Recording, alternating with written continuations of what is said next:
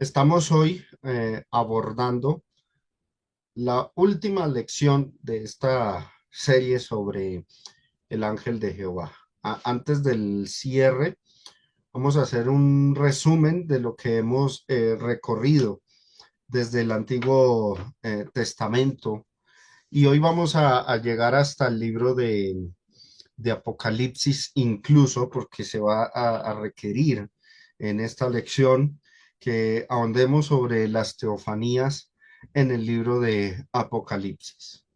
Lo que hemos recorrido es acerca del ángel de Jehová, viendo cómo se manifestó con atributos divinos.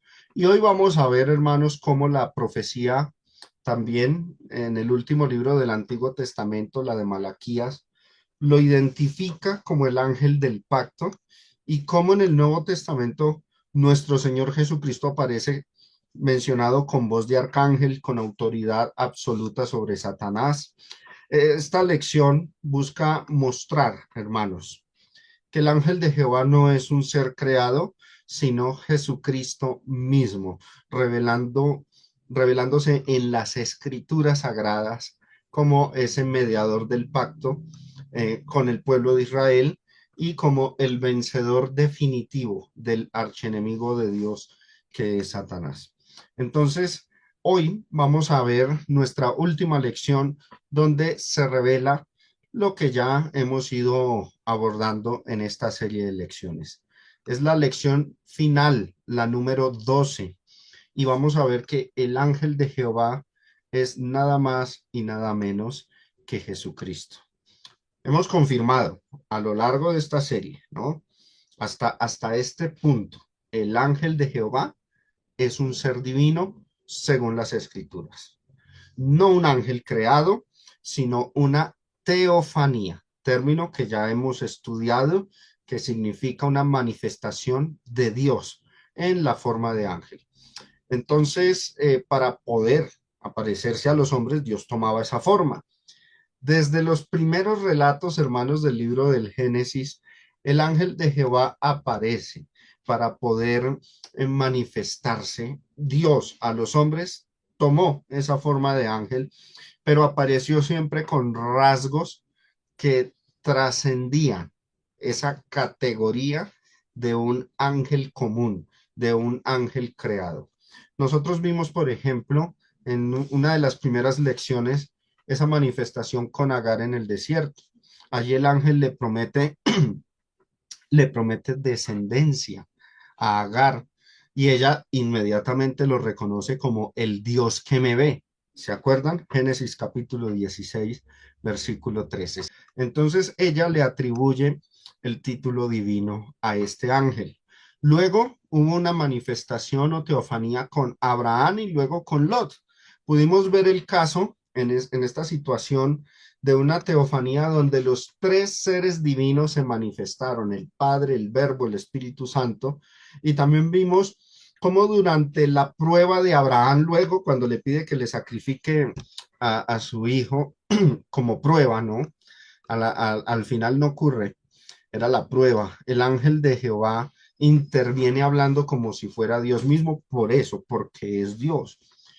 Luego con Jacob, en la vida de Jacob hubo varias teofanías muy reveladoras. La primera es en Betel, cuando él tiene el sueño y ve en visión la escalera y en la cima estaba Dios.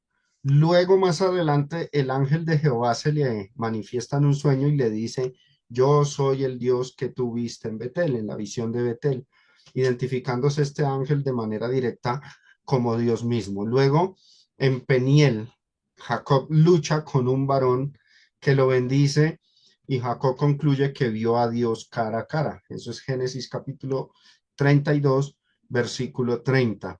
Y ya anciano, ya de viejo, Jacob, cuando va a bendecir a sus nietos, ora diciendo, el ángel que me liberta de todo mal, bendiga a estos jóvenes, a sus nietos. Eso es Génesis capítulo 48.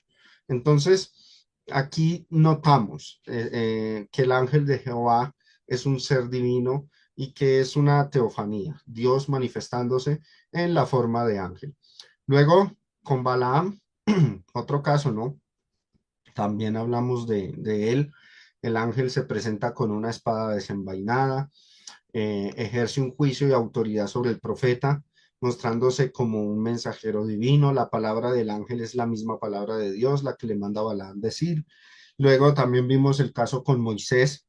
El ángel se manifiesta en la zarza, Éxodo capítulo 3, pero la voz que habla es la de Dios y ahí es donde le dice el nombre sagrado, yo soy el que soy, pero el que pronunció ese nombre fue el ángel de Jehová que estaba en medio de la zarza.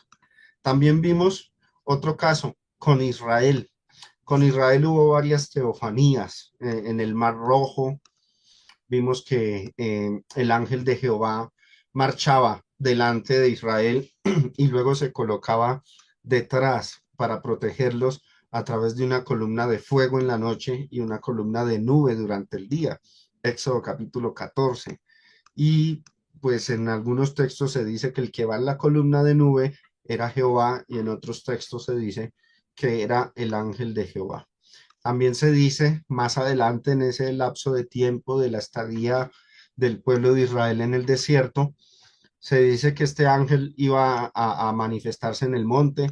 Dios le da una orden a Moisés y a los sacerdotes y a Aarón, dice, sube al monte y preséntate ante Jehová, pero el que desciende es el ángel y dice que vieron a Dios cara a cara y incluso advierte Dios, ténganle temor porque él no perdonará vuestras rebeliones, mostrando que este ángel tiene autoridad para perdonar pecados, cosa que solo le compete a Dios. Otro caso fue con Josué. Con Josué se manifestó como el príncipe del ejército de Jehová, inmediatamente recibe adoración por parte de Josué y este ser le ordena a Josué que se quite las sandalias o el calzado porque el lugar donde estaba era santo debido a la presencia divina.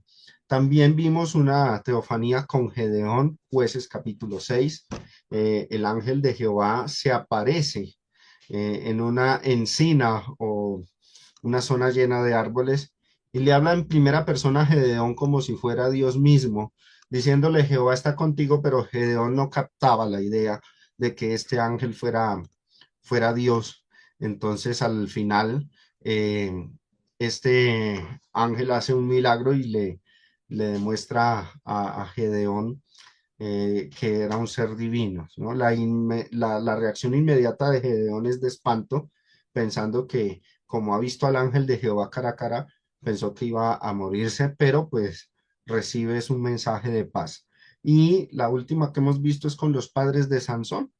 El ángel recibe la ofrenda de Manoa y la esposa, la madre de Sansón, y ascienden la llama del altar al cielo, siendo reconocido como Dios. Entonces, hermanos, en todos estos relatos que nosotros hemos estudiado, vimos que el ángel de Jehová habla en primera persona como Dios, recibe culto, recibe adoración sin reprochar nada, sin decirles a las personas deténganse, no me adoren, sino que acepta la adoración, porta el nombre divino, ejerce funciones de redención, de juicio, de autoridad divina.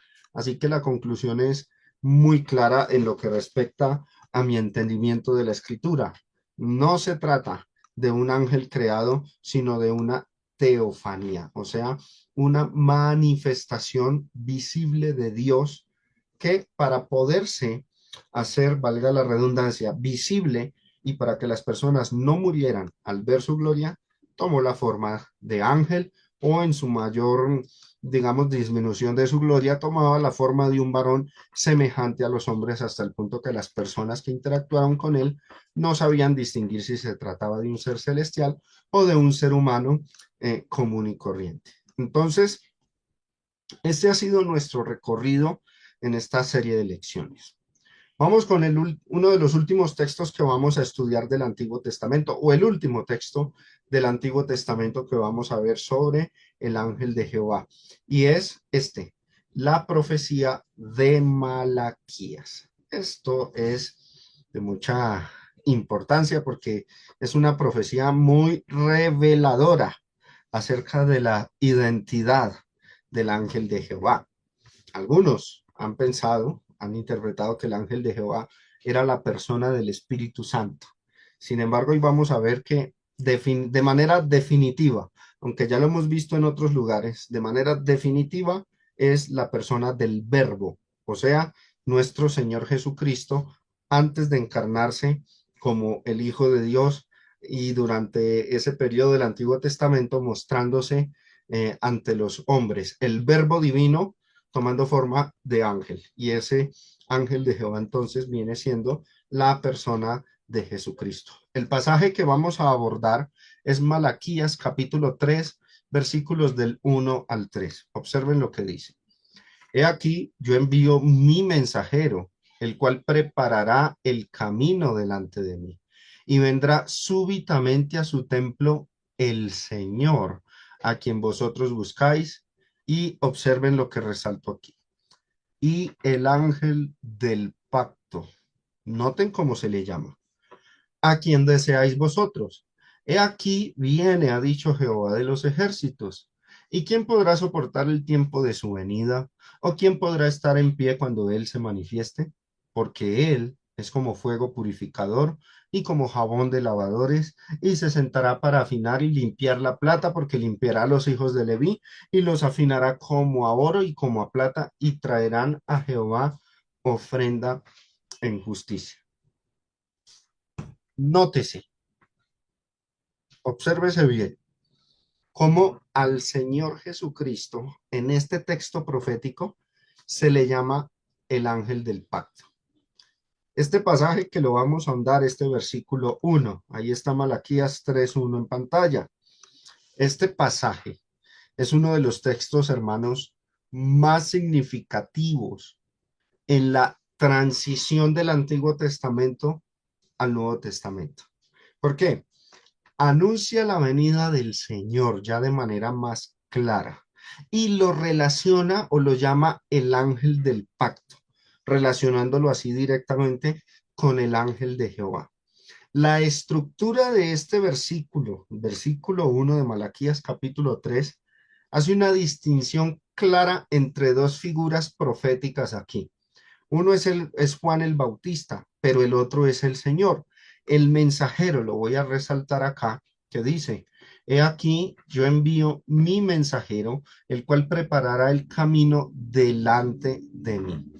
Ese mensajero que prepara el camino delante de Dios se explica en el Nuevo Testamento, lo interpreta nuestro Señor Jesucristo como Juan el Bautista. O sea, ahondando, examinando bien ese texto, nosotros nos damos cuenta que se trataba ese envío mi mensajero, el cual preparará el camino delante de mí, era Juan el Bautista. Mateo capítulo 11 es el texto que lo revela, lo confirma, ¿no? Dice el versículo 7. Mientras ellos se iban, comenzó Jesús a decir de Juan, a hablar de Juan el Bautista. Comenzó a hablarle de este profeta a la gente. Y lo que les preguntaba, ¿qué salisteis a ver al desierto? ¿Una caña sacudida por el viento? ¿O qué salisteis a ver? ¿A un hombre cubierto de vestiduras delicadas? He aquí, los que llevan vestiduras delicadas en las casas de los reyes están. Pero, ¿qué salisteis a ver? ¿A un profeta? Sí, os digo, y más que profeta. Y observen el texto revelador, el verso 10. Porque este es de quien está escrito. He aquí, ahí está la cita. Yo envío mi mensajero delante de tu faz, el cual preparará tu camino delante de ti. Aquí Jesús, que es el que está hablando, está revelando que el mensajero de Malaquías capítulo 3 versículo 1, la primera línea de ese pasaje, era nada más y nada menos que Juan el Bautista. Ahora, esto es interesante, ¿no? Porque inmediatamente, si miramos la profecía de Malaquías, obsérvese lo que se dice enseguida. Dice, y vendrá súbitamente a su templo. Ya no es el mensajero de la línea anterior. Y vendrá súbitamente a su templo el Señor a quien vosotros buscáis. Dice ahí, ¿no? O sea, primero viene Juan el Bautista. Luego, el que aparece en la escena profética es el Señor Jesucristo. Vendrá súbitamente al templo, refiriéndose al templo de Jerusalén. Pero luego se le llama de esta forma. Observe cómo se le describe. Y el ángel del pacto. Este texto, mis amados hermanos, es muy, pero muy contundente para aquellos expositores de dentro y de fuera de la hermandad que niegan que el ángel de Jehová sea Jesucristo, que dicen que el ángel de Jehová es una teofanía, una manifestación de Dios. Uno de los mayores argumentos que arrojan los que se oponen a las teofanías, los que se oponen a que Jesucristo o que Dios se hubiese manifestado en la forma de ángel, una de las frases más populares es: Jesucristo no es un ángel. O dicen: Dios no es un ángel, como para que digamos que el ángel de Jehová es Dios, una manifestación de Dios. Listo, eso lo dicen ellos.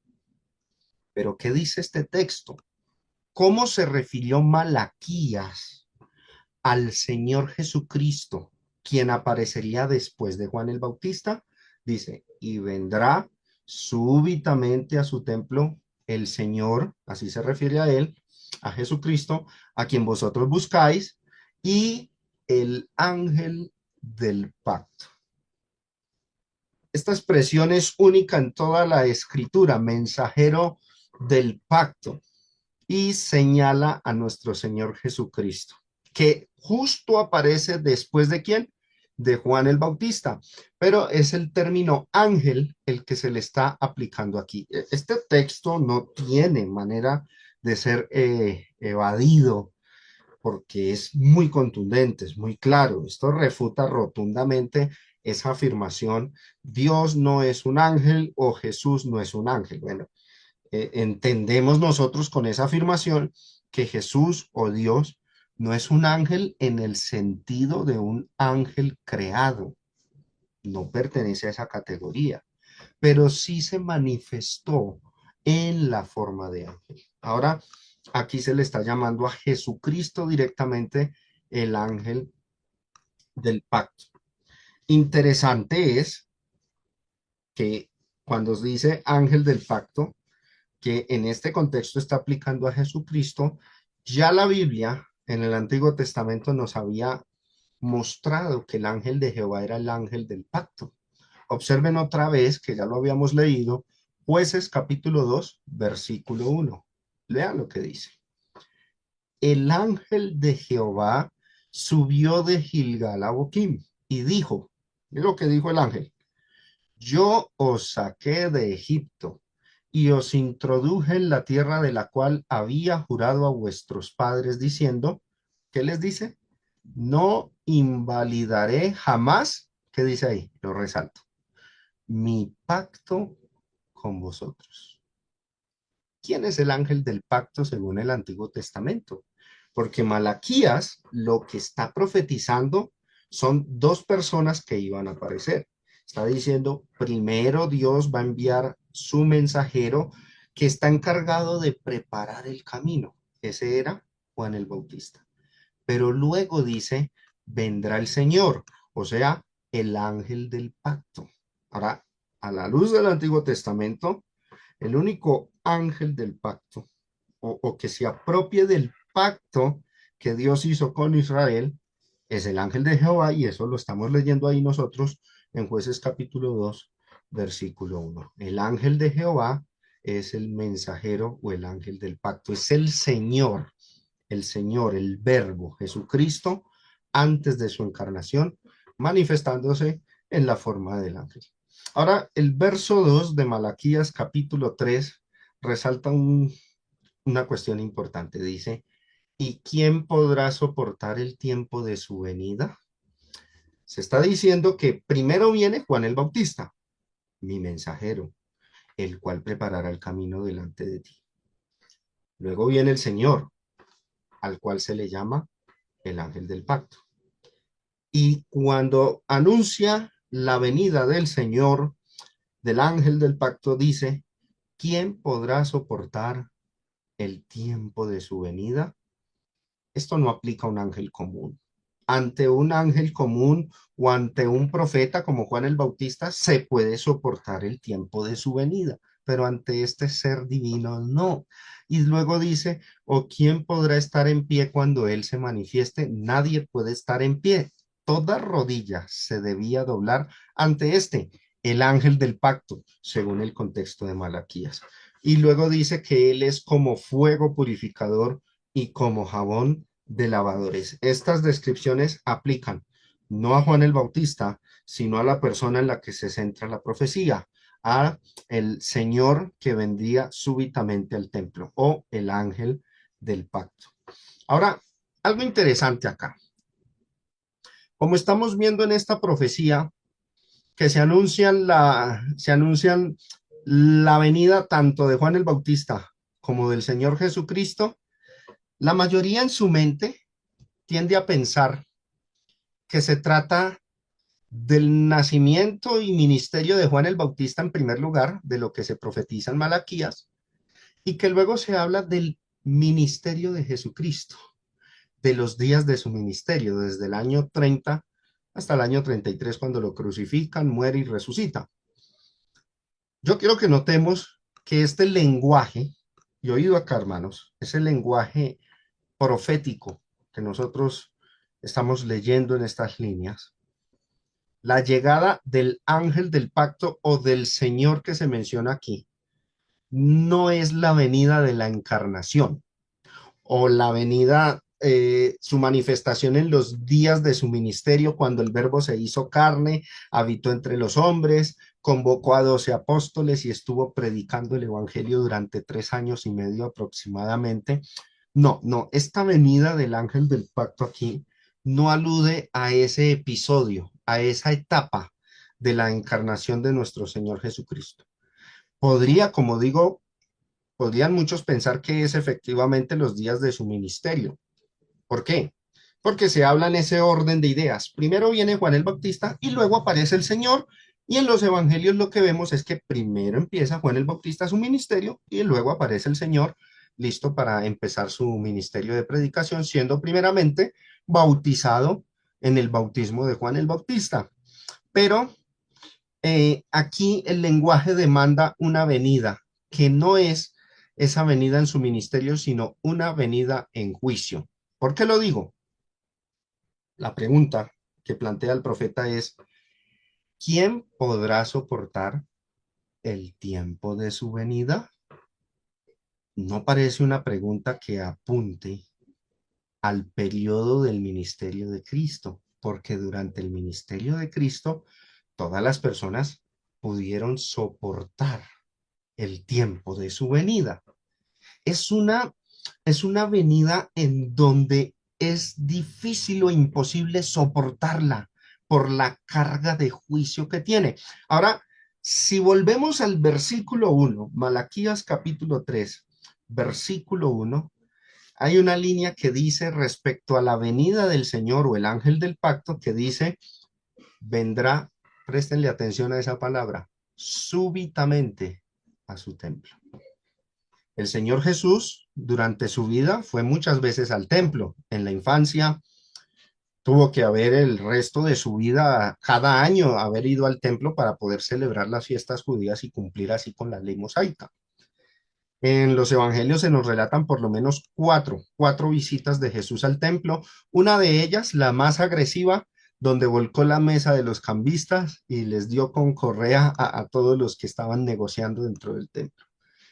Pero el término súbitamente significa de ipso facto, o sea, es un momento en el cual nadie iba a saber ni el día ni la hora en que aparecería el Señor dentro del templo o en el templo manifestándose en juicio. El término súbitamente no aplica a todas las visitas que el Señor Jesucristo hizo en los días de su ministerio.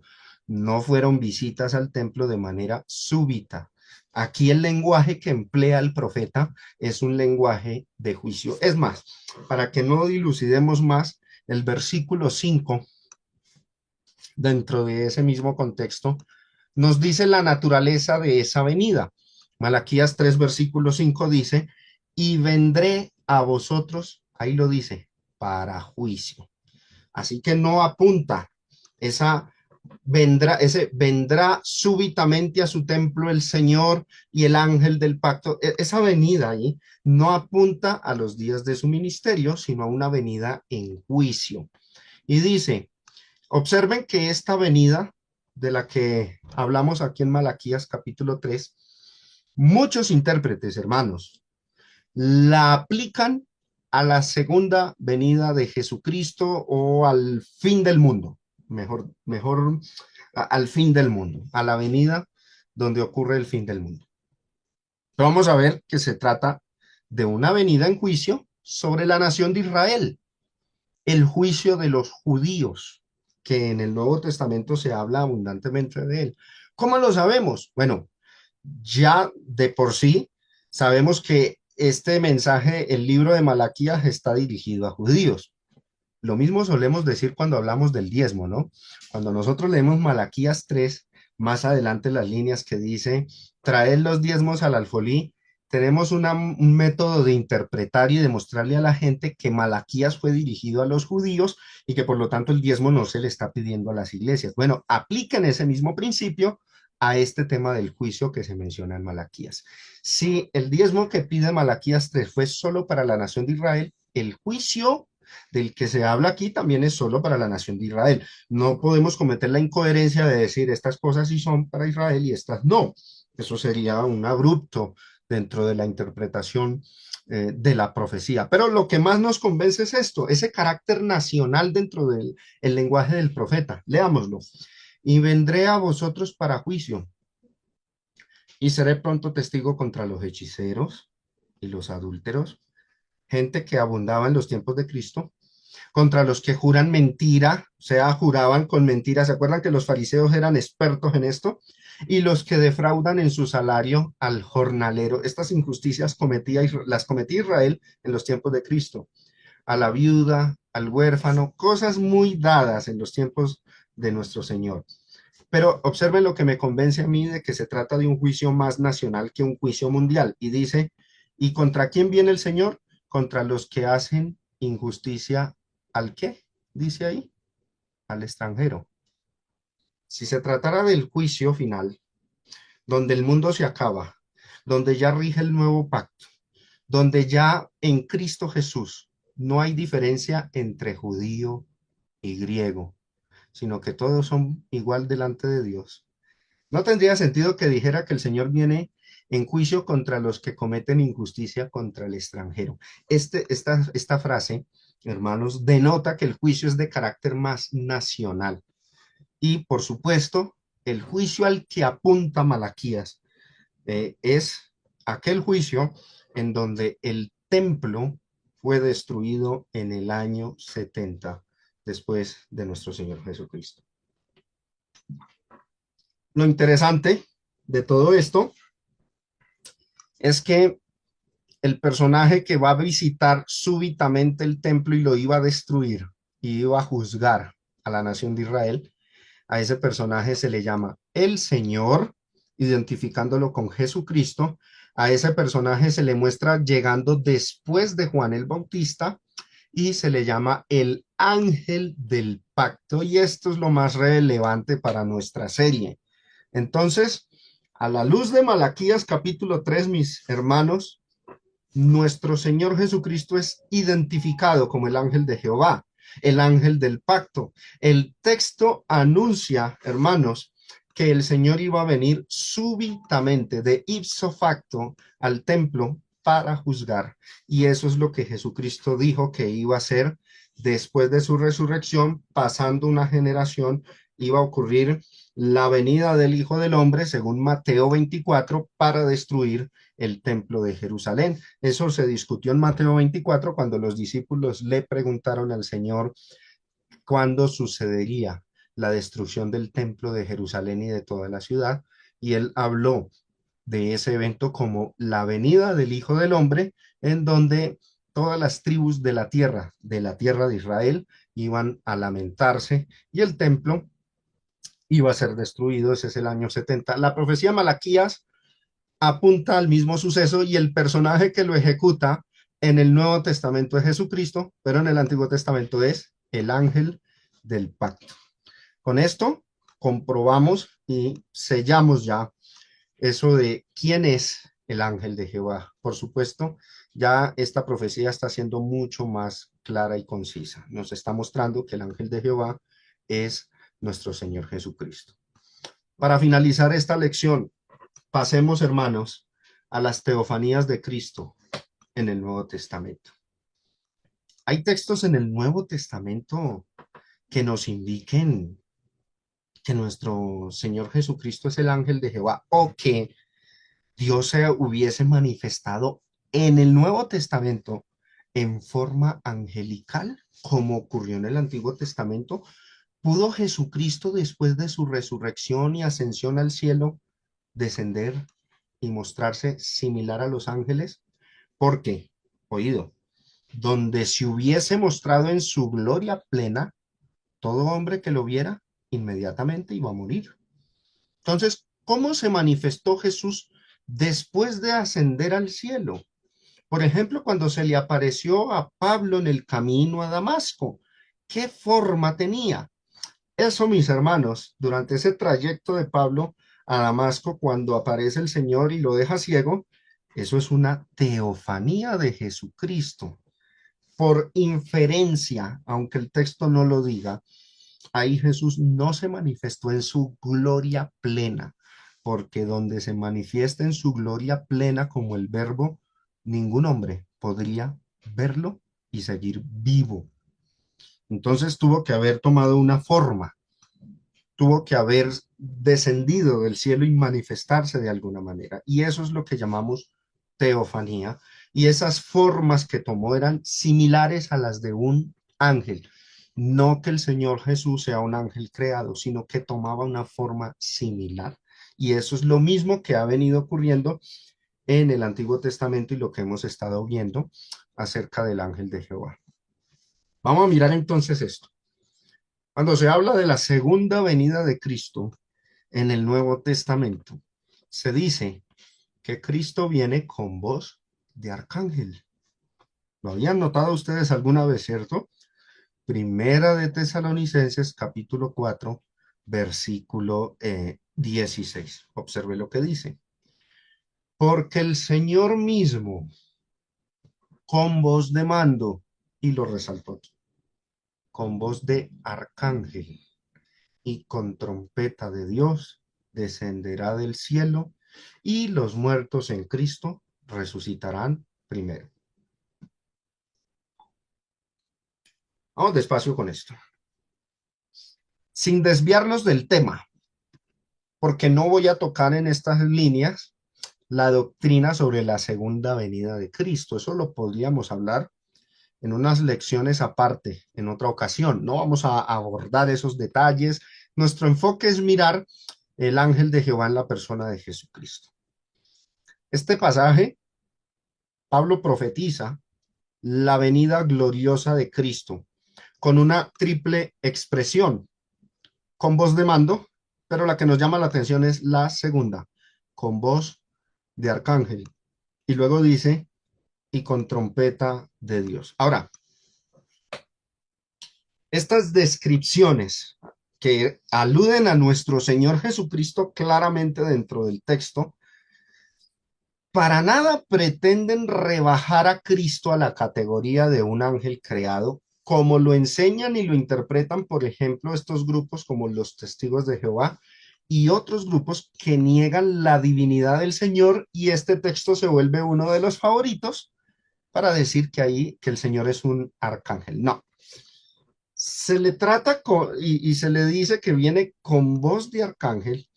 La voz de arcángel, hermanos, indica que su proclamación del juicio iba a tener la fuerza y el poder o la autoridad del líder supremo de todas las huestes celestiales, tal y como cuando se le presentó a Josué. El término arcángel del griego significa líder principal de los ángeles y en el sentido absoluto le aplica a Jesucristo de una manera explícita y directa. No que Jesús sea un arcángel en la categoría de, por ejemplo, Miguel, como dice Daniel, capítulo 10 de Miguel, dice, uno de los principales príncipes, o sea, uno de varios más arcángeles que hay. No es en esa categoría de arcángel que el Señor Jesucristo se le llama arcángel, sino en el sentido de que Él, como Dios, como el Señor Todopoderoso, viene a ser el líder principal de los ángeles. Este texto no está rebajando a Cristo a la misma categoría o rango angelical de Miguel y de otros arcángeles no mencionados por nombre en las escrituras.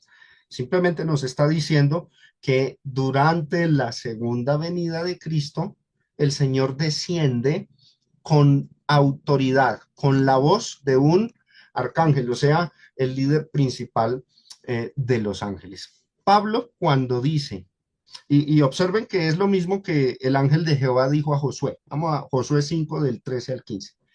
Estando Josué cerca de Jericó, alzó sus ojos y vio un varón que estaba delante de él, el cual tenía una espada desenvainada en su mano. Y Josué, yendo hacia él, le dijo, ¿eres de los nuestros o de nuestros enemigos? Y este varón, que era el ángel de Jehová, que respondió, no, mas como príncipe del ejército de Jehová he venido ahora.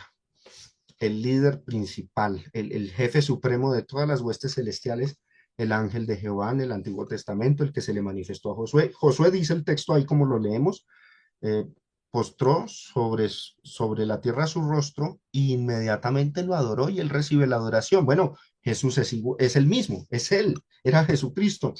Se dice que se manifiesta en la segunda venida con voz de arcángel, es porque tiene esa voz de autoridad que gobierna a todos los ángeles del cielo, pero no lo está rebajando a la categoría de Miguel o de los otros principales príncipes o arcángeles que hay en el cielo. Esto como para que lo tengamos eh, bien claro, ¿no?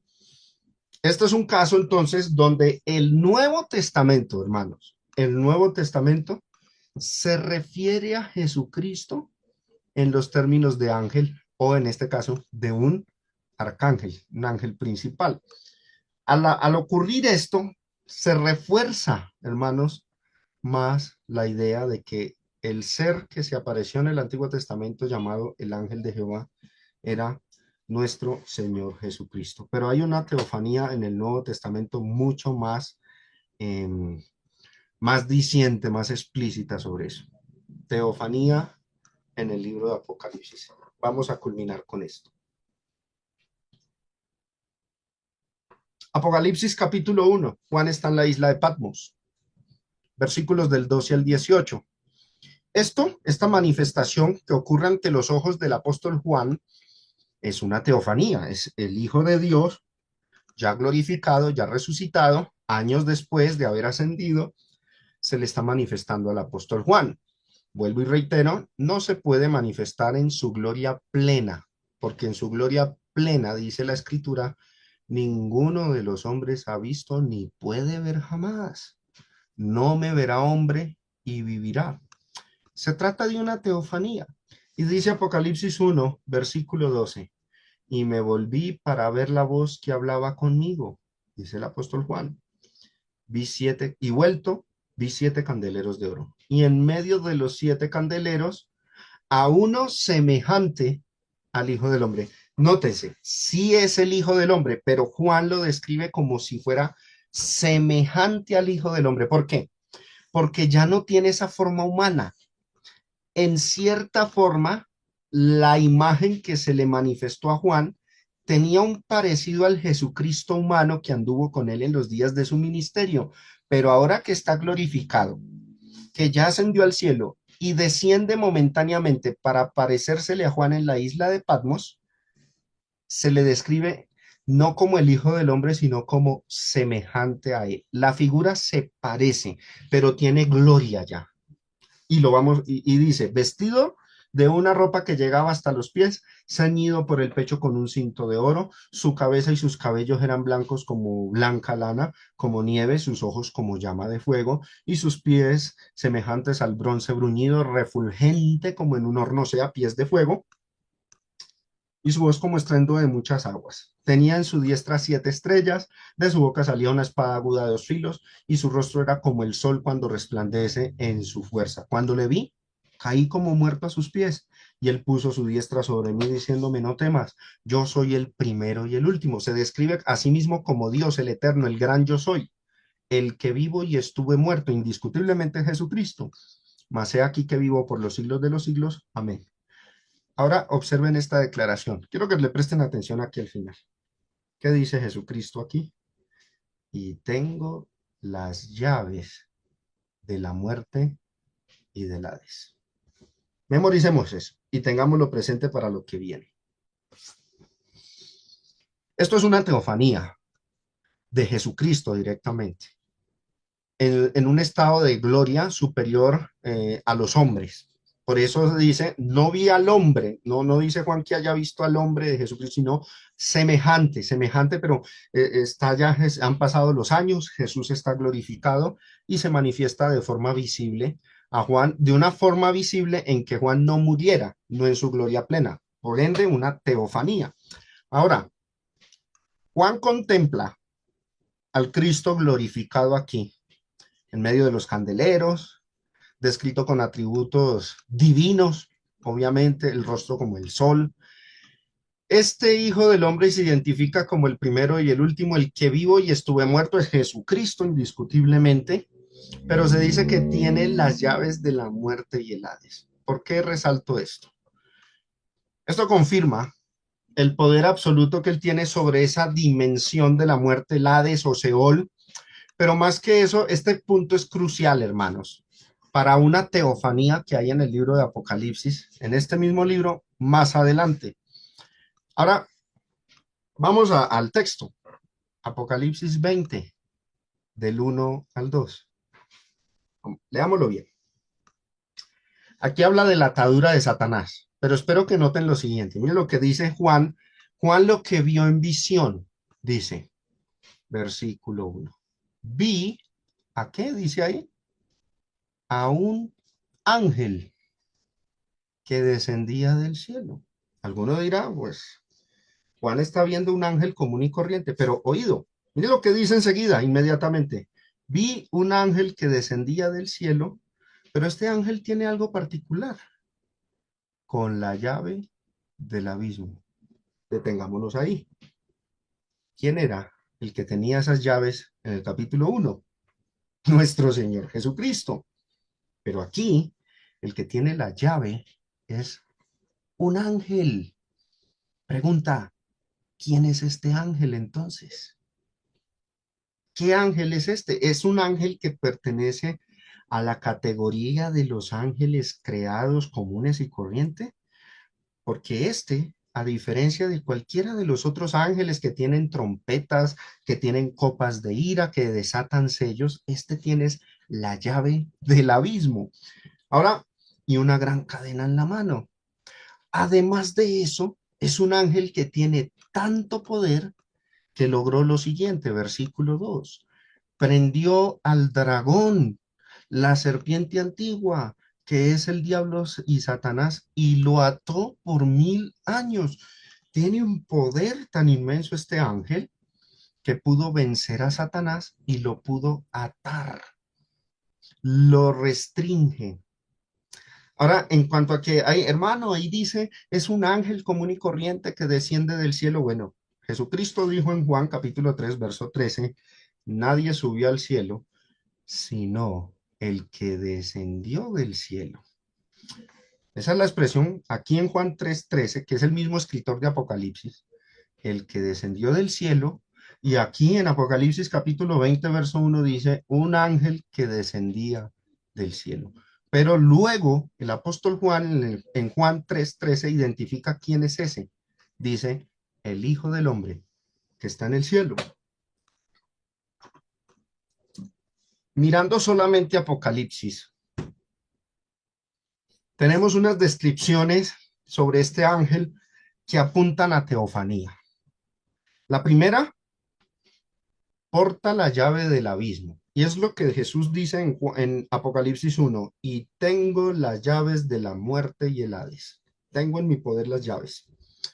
Pero aquí, en Apocalipsis 20, el que porta las llaves del abismo es este ángel. Un ángel que descendió del cielo con la llave del abismo. Pero viene lo otro, que es lo que a mí más me convence, de que estamos ante una teofanía. Y es que este ángel, hermanos, oído, segundo punto, ejerce poder absoluto sobre el dragón, sobre Satanás. Que sepamos, ningún ángel creado puede tener ese poder sobre Satanás. El diablo en la Biblia es descrito como una potestad superior incluso al arcángel Miguel. Vamos a leerlo. Judas capítulo 1 del 8 al 9. Miren lo que la temática de Judas es que hay hombres blasfemos en este mundo que no respetan a las potestades superiores y luego pone un ejemplo de una potestad inferior que sí respeta potestades superiores. Miremos lo que dice. No obstante, de la misma manera, también estos soñadores mancillan la carne, rechazan la autoridad y blasfeman de las potestades superiores. Lo que viene planteando Judas en la exhortación que hace en la carta es que hay hombres tan depravados, tan malos, que rechazan la autoridad e incluso blasfeman de las potestades superiores. En el verso que sigue, Judas va a poner un ejemplo de que hay seres celestiales que no hacen lo que hacen estos hombres blasfemos. Hay seres celestiales de rango tan superior como los arcángeles que sí respetan a las autoridades superiores. Leámoslo, dice, pero cuando el arcángel Miguel, el mejor ejemplo que pone Judas es el arcángel Miguel, contendía con quién, con el diablo, una contienda entre los dos, pero el tema no es de ángeles del diablo y de Miguel, sino de respetar las potestades superiores. Cuando contendía el arcángel, que son los ángeles principales, ese rango, contendía con el diablo, disputando con él por el cuerpo de Moisés, Miguel, el arcángel, no se atrevió a proferir juicio de maldición contra él. ¿Por qué no lo hizo? Porque el diablo es una potestad superior a Miguel. Por eso Miguel más bien dijo, el Señor te reprenda. Este texto nos está mostrando que sobre Satanás ningún ángel, e incluso Miguel, tiene potestad, porque Satanás viene a ser un ángel caído, pero de rango superior, una potestad superior inclusive que Miguel. Entonces, notes el contraste del texto. Un arcángel como Miguel. Y el libro de Daniel nos dice uno de los principales príncipes, o sea que hay más arcángeles, hermanos. Ninguno de ellos se atreve a proferir juicio contra Satanás. ¿Por qué? Porque la línea argumentativa de Judas es que Satanás viene entonces siendo una potestad superior a Miguel. En cambio, este ángel de Apocalipsis 20 tiene el control total. Desciende del cielo con la llave del abismo, venía con una cadena en la mano y lo que hace es ejercer poder absoluto sobre Satanás y lo ata. ¿Quién es este ángel de Apocalipsis capítulo 20? Bueno, dejemos que el mismo Nuevo Testamento nos responda, porque este tema de Satanás siendo atado se habló por parte de Jesucristo. Nuestro Señor Jesucristo habló de este asunto. Vamos a Mateo capítulo 12 del 28 al 29. En este contexto, nuestro Señor Jesucristo acababa de expulsar un demonio y los fariseos aparecieron diciendo, está echando fuera a los demonios por el poder de Belcebú. Y lo que Jesús les dijo. Pero si yo, o sea, ese yo es Jesucristo, por el Espíritu de Dios, echo fuera los demonios, ciertamente ha llegado a vosotros el reino de Dios. ¿Quién es el que está venciendo a Satanás en este texto de Mateo 12, Jesucristo es claro, ¿no? Pero luego viene una metáfora de Jesús, una parábola, versículo 29, porque ¿cómo puede alguno entrar en la casa? ¿Qué hizo Jesús? Descendió del cielo y entró ¿en dónde? En la casa del hombre fuerte. El hombre fuerte en esta parábola viene siendo Satanás. Y dice, y saquear sus bienes, ¿qué dice luego? Si primero no le ata, y entonces podrá saquear su casa. El hombre fuerte, aquí en esta parábola, representa a Satanás, pero viene alguien más fuerte, entra en su casa, la casa del diablo es el mundo, porque eso fue lo que Satanás le dijo a Jesús, le mostró todos los reinos del mundo y le dijo, de todo esto te daré. El hombre fuerte es Satanás, la casa es el mundo, pero alguien desciende y primero lo ata. ¿Y a quién se refería ahí?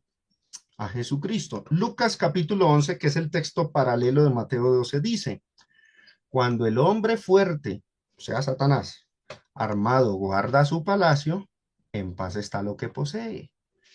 Pero cuando viene otro más fuerte que él, ese es Jesucristo, le vence y le vence, le quita todas sus armas en que confiaba y reparte el botín. Oído a esto, el hombre fuerte indiscutiblemente es Satanás en esta parábola de Cristo, pero el otro más fuerte que él es Jesucristo. Pero en Apocalipsis 20, si ustedes leen arriba, se le describe como qué, como un ángel que descendió del cielo con la llave del abismo y con una potestad superior a la de Miguel, porque pudo atar a Satanás por 1000 años. Hermanos, esto es lo que se dice de Jesucristo en Hebreos capítulo 2 del 14 al 15 también. Así que por cuanto los hijos participaron de carne y sangre, Él, el Señor, el Verbo de Dios, también se encarnó y hizo lo mismo, participó de lo mismo, de carne y sangre, se encarnó. ¿Y para qué vino? Para destruir por medio de la muerte al que tenía el imperio de la muerte, al diablo. O sea, ahí es donde este hombre más fuerte viene y entra a la casa de ese primer hombre fuerte y lo ata, lo vence para poder salvar a todos los que él tenía prisioneros bajo el pecado. Y es lo que dice el verso que sigue, y librar a todos los que por el temor de la muerte estaban durante toda la vida sujetos a servidumbre. Es lo mismo que dice el verso 29, saquear sus bienes y saquear su casa. O sea, robarle esas almas que Satanás tenía antes de que Cristo se manifestara. ¿Cuándo ocurre este atamiento? Hay muchas interpretaciones, hay variedad y diversos puntos de vista.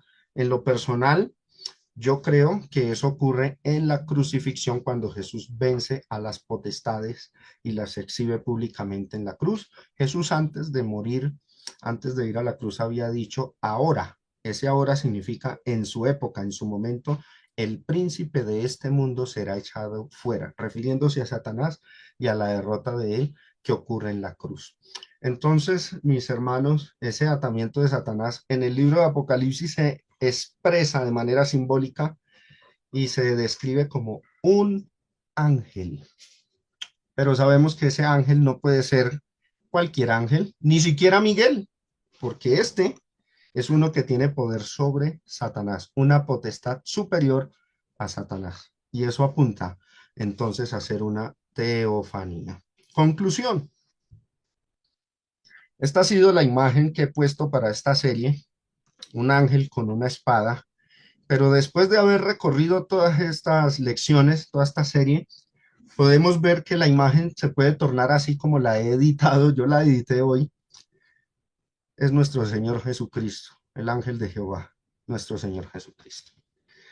La evidencia bíblica nos conduce a eso, desde Génesis hasta Apocalipsis, hoy vimos hasta el Apocalipsis.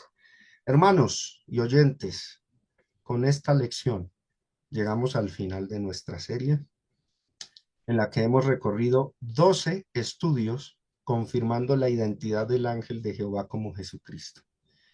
Desde las primeras teofanías en el Génesis hasta las visiones gloriosas del libro de Apocalipsis, Hemos visto cómo la escritura revela progresivamente que el ángel no es un mensajero creado, sino el mismo Verbo eterno, mediador del pacto y vencedor del enemigo.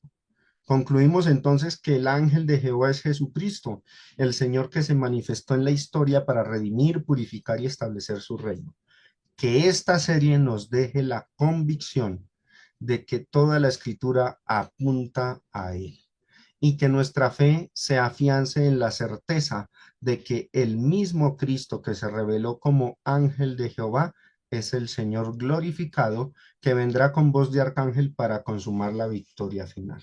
Hasta aquí, mis amados hermanos, la serie El ángel de Jehová. Que el Señor les bendiga.